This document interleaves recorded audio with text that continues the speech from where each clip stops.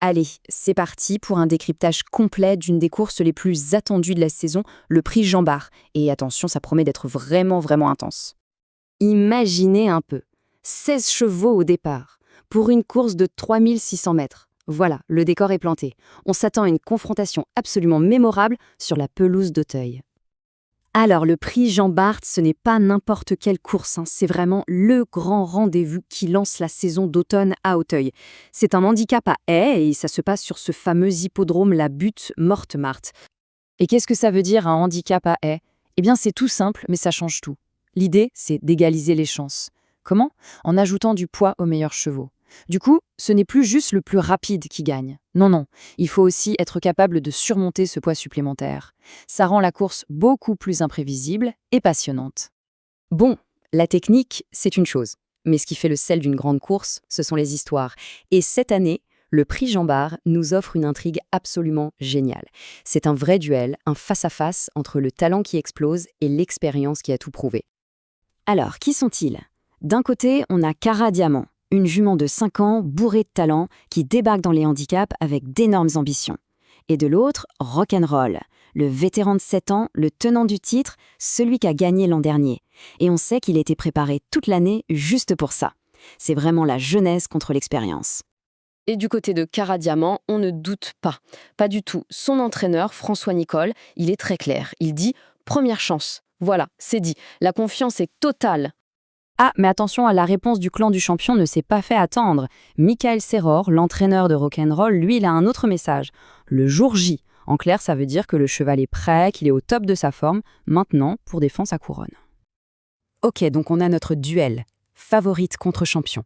Ça semble simple, non? Eh bien, pas tout à fait, parce que voilà que certains experts viennent tout chambouler et proposent une lecture complètement différente de la course. Regardez ça, c'est là que ça devient intéressant. Les avis sont partagés.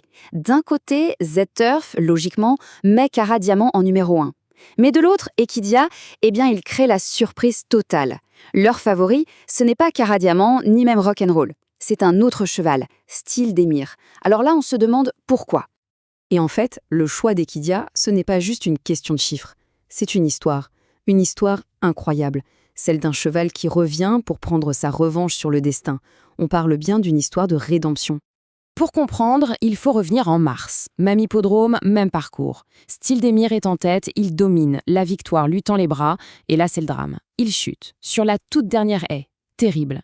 Et aujourd'hui, il est de retour. On imagine bien qu'il a une seule idée en tête, effacer ce souvenir et montrer à tout le monde ce qu'il vaut vraiment. L'enjeu est énorme pour lui.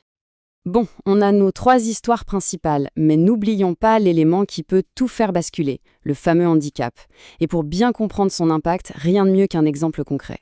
Prenons un cheval comme Amandio. Son cas est parfait pour illustrer à quel point ce poids peut devenir l'adversaire numéro 1. Regardez ce chiffre, plus 12,5 kg.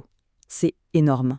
C'est la pénalité qu'il va devoir porter sur son dos pendant toute la course. C'est un vrai fardeau, surtout sur cette distance. Et pourquoi une pénalité aussi lourde?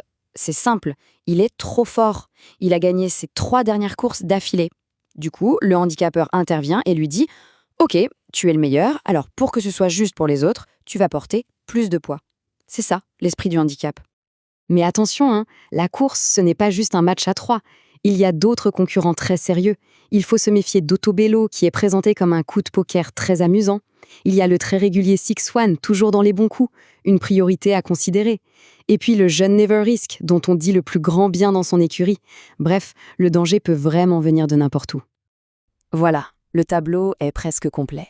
Les différentes histoires sont posées, les enjeux sont clairs. On a tous les ingrédients pour une course d'anthologie.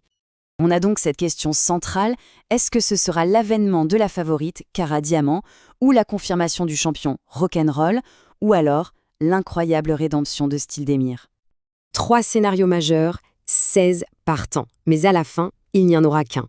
La grande question, c'est celle-là. Qui va s'imposer sur la mythique butte Mortemart? Réponse sur la piste,